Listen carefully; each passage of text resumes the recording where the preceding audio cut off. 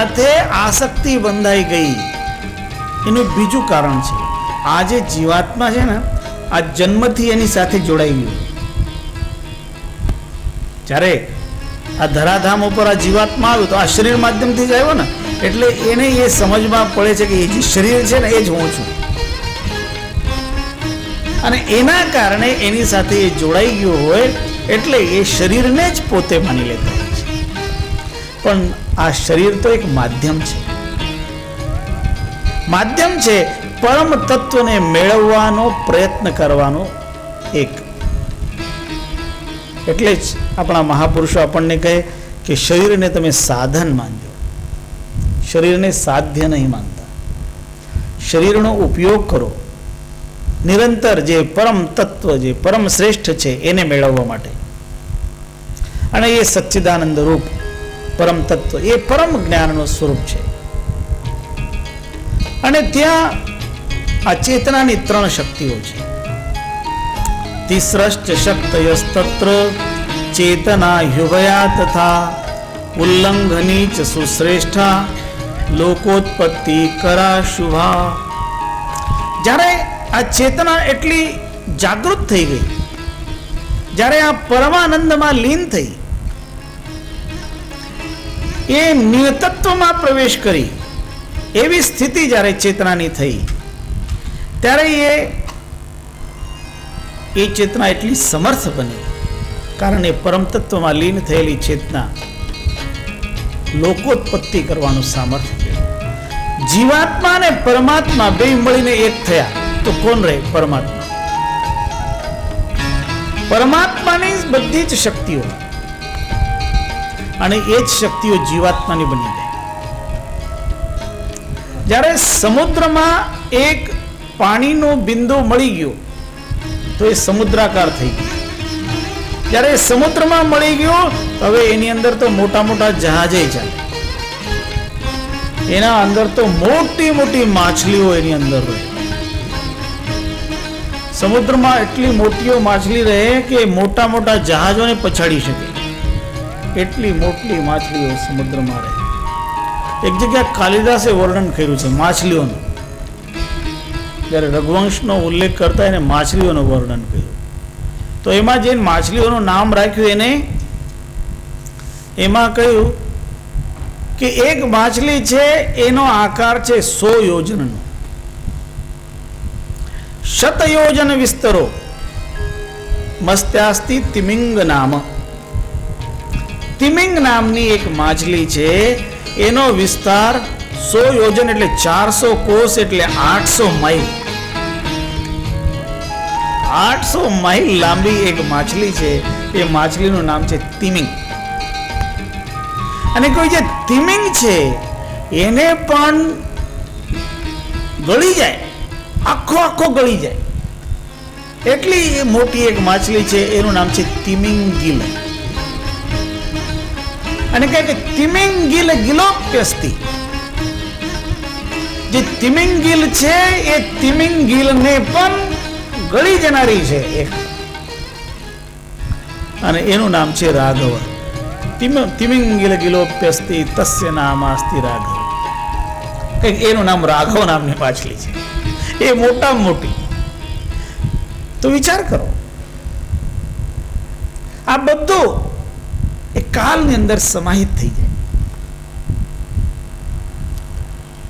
ગમે તેટલું કયું હોય એ સમુદ્રમાં રહે એટલે સમુદ્રની અંદર જ બધું આવ્યું.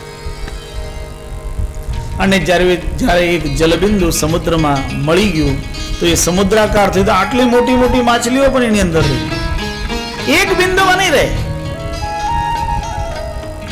પણ એ બિંદુ સમુદ્રમાં મળી જાય તો સમુદ્ર બની જાય. बूंद समानी समुद्र में जानत है सब कोई, पण समुद्र समाना बूंद में बूझे विरला कोई.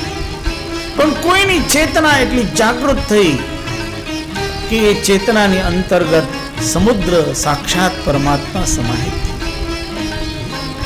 અને એ અવસ્થાને કહેવાય છે જાગટ પરગટ ગયા. घट घट मेरा साइया सुनी सेजन कोय બલિહારી ઘટતા સુખી જા ઘટ પરગટ હોય. એ વિભૂતિ જ્યાં પ્રગટ થઈ એની મહત્તા, અને જ્યાં એ પ્રગટ થાય ત્યાં એની 3 શક્તિઓ પ્રગટ થાય. તિસ્રશ્ચ શક્તયસ્તત્ર ચેતના યુભયા તથા ઉલ્લંઘની ચ સુશ્રેષ્ઠા લોકોત્પત્તિ કરા શુભા. આ 3 શક્તિઓ અત્યંત શુભ, અત્યંત કલ્યાણકારી એ શક્તિઓ ત્યાં પ્રગટ થાય. એમના નામ આપ્યા 3: ચેતના, યુભયા અને ઉલ્લંઘન. ચેતનાનો અર્થ છે ચિત્ત શક્તિ. ચિત્ત શક્તિ દરેકની અંદર છે. આ પછી છે ઉભયા એટલે ચિત્ત અચિત શક્તિ, અને ત્રીજી શક્તિ છે અચિત શક્તિ. ચિત્ત, અચિત, ચિદચિત. એવી રીતે 3 શક્તિઓ એ વ્યક્તિની અંદર, એ સાધકની અંદર અનુભૂતિ પ્રાપ્ત કરતી હોય, અને પ્રત્યેક સાધક આ ત્રણેયની અનુભૂતિ કરતો હોય. ચેતના જ્યારે સંપૂર્ણ જાગૃત અવસ્થા પ્રાપ્ત કરે તો એ જાગૃત અવસ્થામાં એને સમાધિનો બોધ પણ થઈ જાય, પરમ જ્ઞાન, એકદમ પરમ આનંદનો બોધ થઈ જાય. અને આ જે પરમ આનંદની અવસ્થા છે એ પરમાત્મ તત્વની અનુભૂતિ થાય છે. એટલે ચિત્ત શક્તિની અર્થાત સુરતીની શબ્દમાં સમાહિત થવાની અવસ્થા, એને કયું છે, નામ આપ્યું સુરતી શબ્દ યોગ. ચિત્ત શક્તિનું નામ જ સુરતી છે, એ ચેતના છે. અને ચેતનાના પછી જુદા જુદા નામ આપ્યા છે. એ જે ચિત્ત શક્તિની ચિત્ત સુરતીઓ છે એ સુરતીઓના જુદા જુદા નામ આપ્યા છે. અને આ સુરતીની જાગૃતિ માટે જે ઉપયોગમાં લેવામાં આવતી હોય, સાધનામાં જેમનો ઉપયોગ છે એ 3 નાડીઓ. પિંગલા પિંગલા કે ઘર જાય સુખમની નારી રહે ઠહરાઈ. ઓહમ સોહમ તત્વ વિચારા બંક નાલ में कियो संभारा. मन को मार गगन चढ़ी जाई मान सरोवर पैठ नहाई. अनहद नाद नाम की पूजा બ્રહ્મ વૈરાગ્ય દેવ નહીં દૂજા. ક્યાં સુધી પહોંચી ગયા? સાધક સાધના દ્વારા આ બધું પોતાની અંદર અનુભવ મેળવતો. અનહદ નાદ નામ કી પૂજા, માત્ર એ એક જે સાર નામ છે એની જ પૂજા. બ્રહ્મ વૈરાગ્ય દેવ નહીં દૂજા, પછી જુદું કોઈ પૂજવા જેવું નથી રહે. જે અનુભૂતિ એક વખત અંતરમાં થઈ પછી એ અંતરમાંની માત્ર ઝલક પણ એને એટલી સંતુષ્ટિ પ્રદાન કરે કે એને બહાર કોઈ સંતોષ ગોતવા માટે દોડવાની જરૂર નથી. બધી દોડ શાંત થઈ જાય.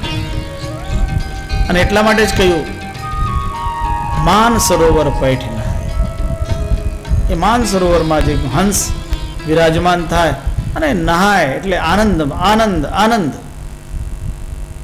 એટલો જ આનંદ આનંદનો અનુભવ સાધકને સાધના કરતા કરતા સદગુરુની કૃપાથી ચેતનાની પરમ જાગૃતિ થતા થઈ જાય છે.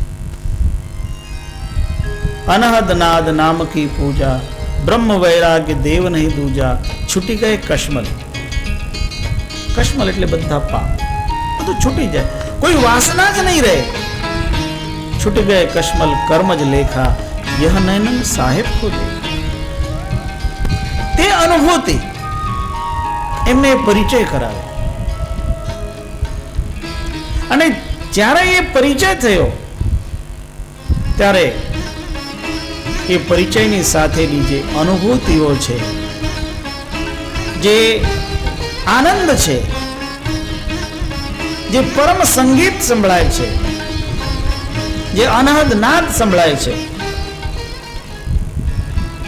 એનું વર્ણન કરવું પણ બહુ મુશ્કેલ છે. તત્ર લોકે ચલમ સૌખ્યમ વાદ્યાની વિવિધાની ચ સંતિ સુરતયસ્તત્ર સપ્તહંસ સુમુક્તિદા.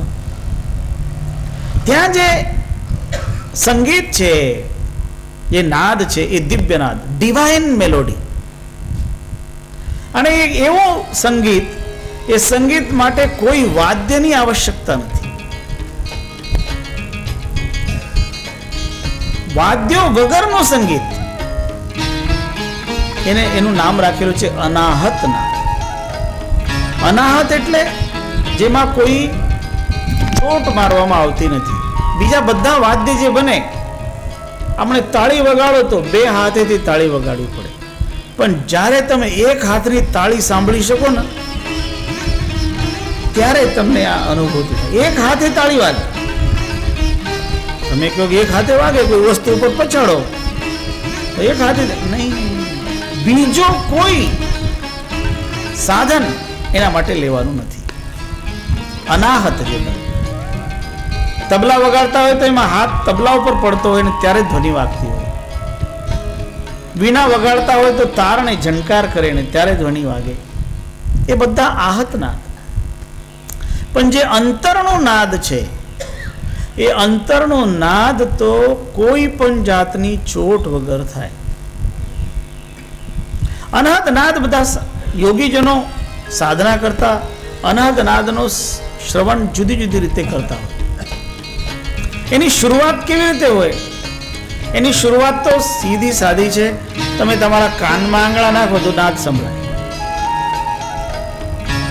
ટ્રાય કરીને જોશો. તમે તમારા કાનમાં આંગળા નાખશો તો તમને એની મેળે એક ધ્વનિ સંભળાવાની શરૂઆત થઈ જાય.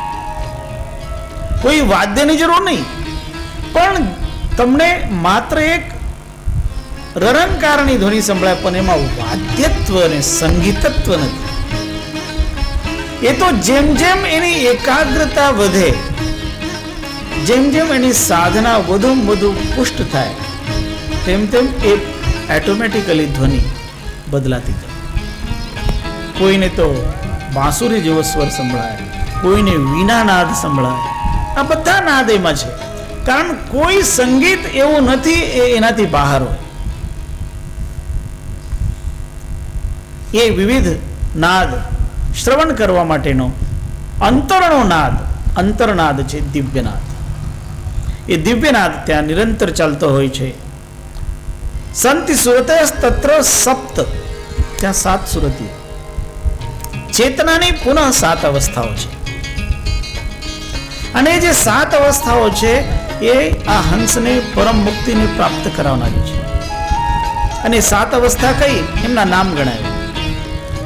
સ્વાતિશ્ચ સહજા સિંધુશ્ચાંકુરા શ્રવણા તથા સુદયા ચ સુલીલા ચ સર્વા હંસોપકારકા.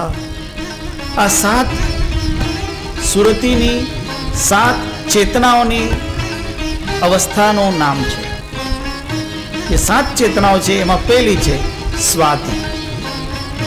આપણે સામાન્ય ત્યાં જોઈએ કે સ્વાતિ નક્ષત્રની એવી વ્યાખ્યા આવે કે સ્વાતિ નક્ષત્રમાં વરસાદનું પડતું પાણી સીપમાં આવે તો સીપ એનાથી મોતી બનાવે. આ કવિ પ્રસિદ્ધિ છે કે સીપ મોતી બનાવે કે જ્યારે સ્વાતિ નક્ષત્રનું પાણી એના અંદર આવે. અર્થાત સ્વાતિની એટલી મહિમા કે સાધારણ જલબિંદુને મોતીમાં પરિવર્તિત કરી શકે.